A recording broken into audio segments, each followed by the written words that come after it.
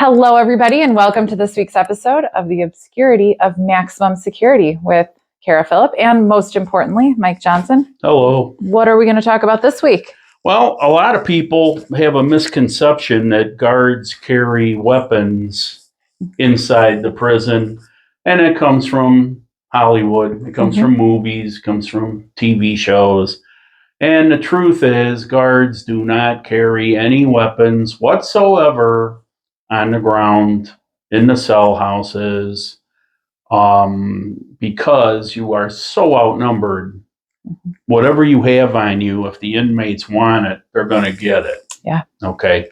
So the protection for us are the towers. Okay.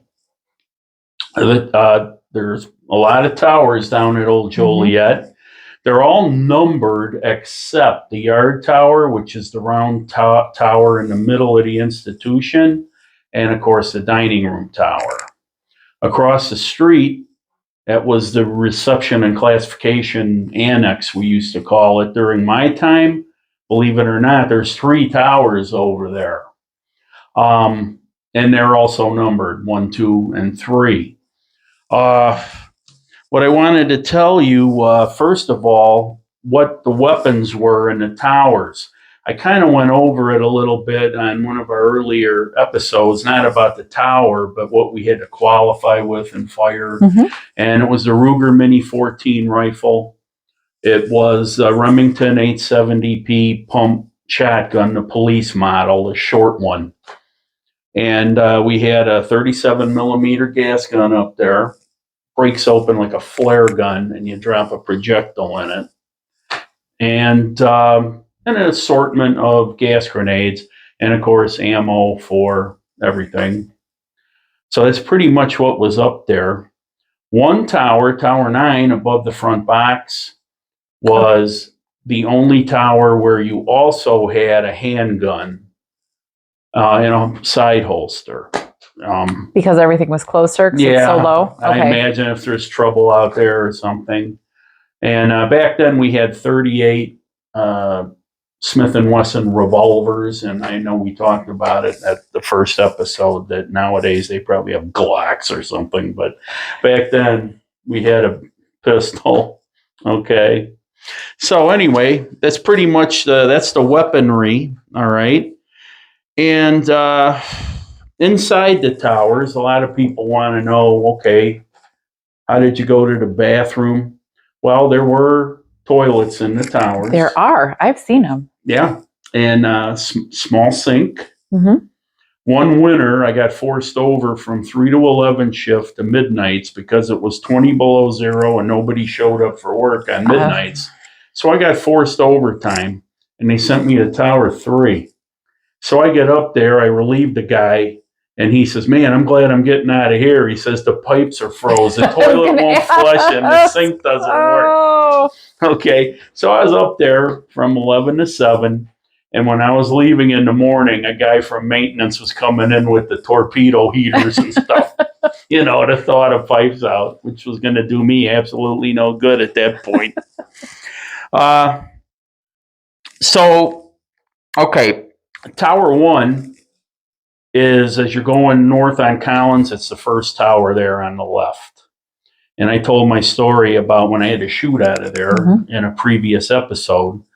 Another weird thing that happened when I was up there, it was nighttime, like late fall, so it was dark out early. And the visiting used to go until 8 o'clock on Friday nights and Saturdays, I guess. And well, anyway, 2 women come out of the front box, and back then they didn't have on the east cell house windows, they didn't have that opaque white looking stuff covering the windows and then you can only see a little bit window. so they could just see right out of the cells. Back then they didn't have that, and it was basically 5 by 7 inch clear plexiglass panes on a steel rack. That was honestly how much nicer. So they could see. At least they could see outside. Yeah, they could see the entire parking lot. Okay. So these 2 ladies come out, and the guys right away start yelling and screaming. They weren't even doing anything at this point.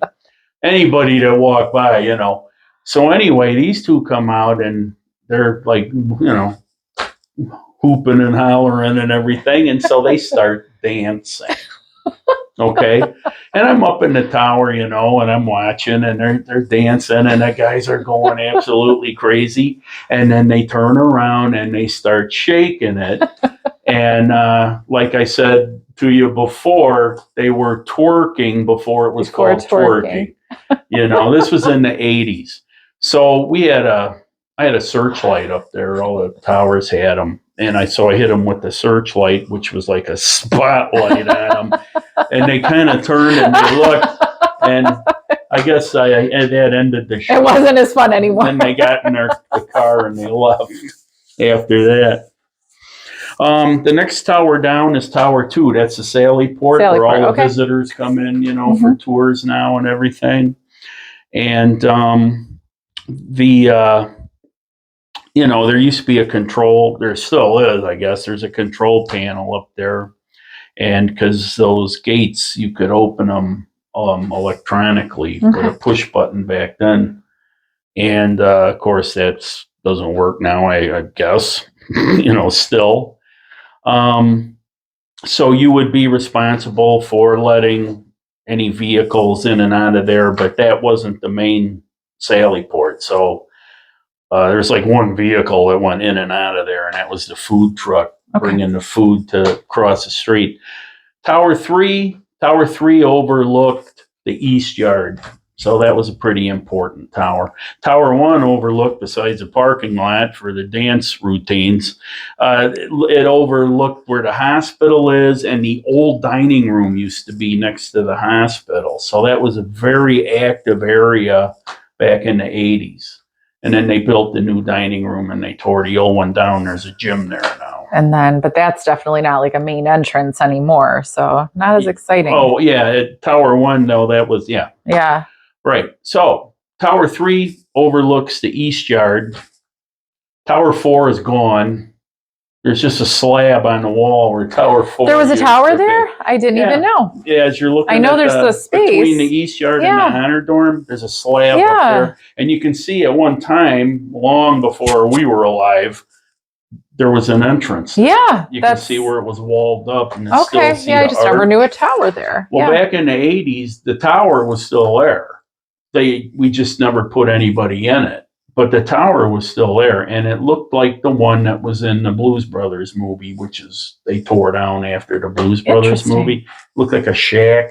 Yeah. Huh. Well, the inmates, it was like a ritual. You know, you're getting the guys off the yard, and it was like, let's see if we can sink the basketballs into the tower. So they'd be, you know, sometimes they'd miss, it'd go over the wall, sometimes it'd bounce back in. And sometimes they got the basketball into that old dilapidated tower, which was more or less a pigeon coop. I like it. And then, you know, we start running low on basketballs. Maintenance would come over and go up there and get all the basketballs out. And the ritual would start again. Did anyone ever throw a basketball back over the wall? Yeah. If it made it out. Sometimes that did happen intentionally. You know, sometimes a softball would go over the wall.